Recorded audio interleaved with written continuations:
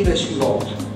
Nous sommes, je dirais, Algériens, Marocains, Tunisiens, ou tout simplement on a une fibre très particulière pour ces pays, et il se trouve pour des raisons historiques que l'on vit en France.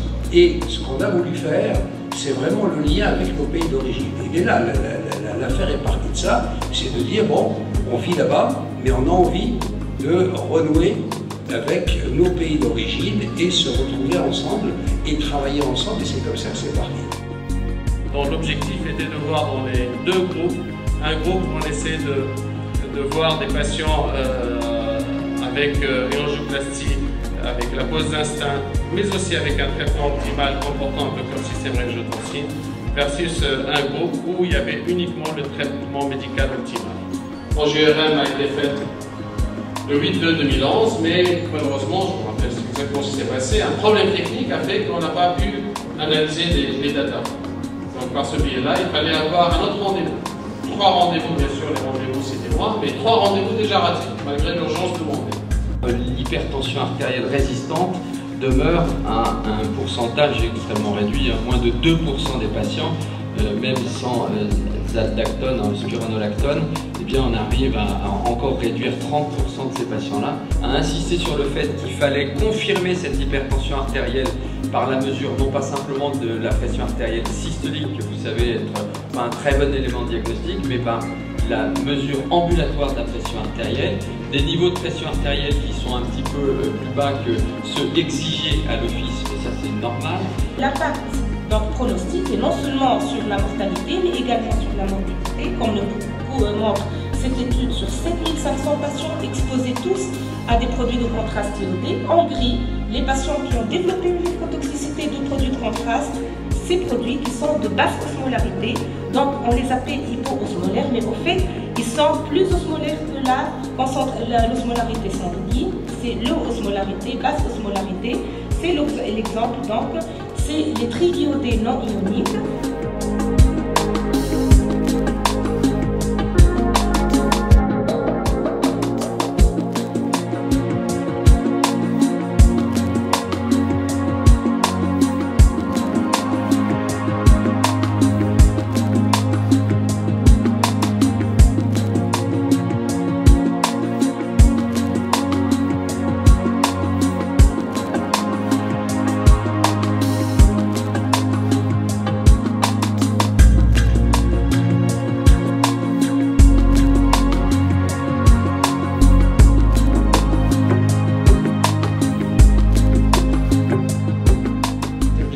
De remplacer les anticoagulants par des systèmes comme ça? Déjà, quand tu vois la difficulté qu'on a pour introduire en France, pour utiliser les NACO en France, je pense que c'était... Non.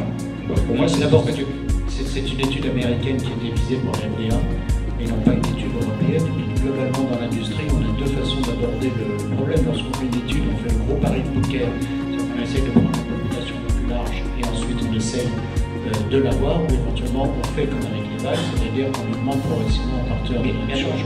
Et s'ils avaient fait pas de traitement, ce qui est chez les patients, tu donnes pas de traitement, tu donnes des choses comme ça, pas de traitement versus le Watchman, tu es sûr, je sais pas, je ne peux jamais être sûr, mais tu es sûr d'être gagnant, comme a été gagnant en fait la valve percutanée, je veux dire. L'anatomie peut être la cause du thrombus. On a parlé tout à l'heure de l'auricule, c'est une zone qui est en configuration oculaire peu mobile, et bien l'auricule, c'est exactement la même chose. Je vous montrais les images tout à l'heure. C'est une zone, une petite poche, une zone dans le cœur qui est peu mobile. I am here today to review specific cardiovascular emergencies that may require intervention during pregnancy. Occasionally, when women are asymptomatic, then you can do a stress test before they become pregnant to determine if they will become symptomatic during pregnancy. 64 patients, les autres, on remarque une nette augmentation des atteintes monotronculaires dans le groupe infarctus lié d'activité physique, un peu comme dans la petite série Luna, et beaucoup moins de patients pluritronculaires, en sachant que eux ont beaucoup plus de patients pluritronculaires que dans notre petite série. Ça s'explique aussi par l'âge des patients. Là, l'âge moyen est environ de 60 ans. Les résultats sont nets. Il y a une supériorité sur le plan événement du Watchman par rapport à warfarin, et ceci concernant les AVC, concernant les décès d'origine cardiovasculaire ou autres. Les indications de défibrillateurs dans les brugada ont drastiquement diminué. On avait beaucoup implanté de patients il y a une dizaine d'années, et moi j'en suis encore pas mal, et qui n'ont jamais utilisé leur défibrillateur. Donc ça fait quand même un peu de peine parce que c'est des gens jeunes, et se retrouver avec un DEF. Alors nous, on ne met que des DEF simples. Sur les morts subites ou les troubles du rythme ventriculaire sur cœur sain, on ne met pas de DEF double. Quel examen complémentaire vous allez faire non invasif devant votre patient? Et là, vous allez vous baser sur la probabilité pré-test. D'abord, vous tenez compte de plusieurs choses. Du patient, est-ce qu'il peut pédaler par exemple ou pas?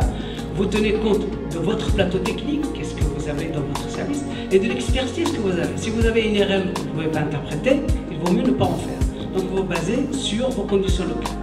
Et puis, une chose importante également à regarder, c'est la variabilité tensionnelle sur les 24 heures et la variabilité rythmique sur les 24 heures. Sous le titre suivant, la fermeture de canal avec hypertension artérielle pulmonaire chez l'adulte. Quand on regarde les chiffres, on trouve qu'il s'agissait plutôt d'HTAP de débit.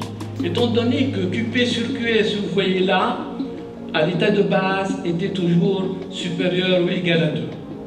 Mais les études récentes ont montré, même s'il y a un petit pertuis, les AVC ne sont pas plus fréquentes sur ce groupe de patients. Il n'y a pas nécessité de recourir de nouveau aux antivitamines K.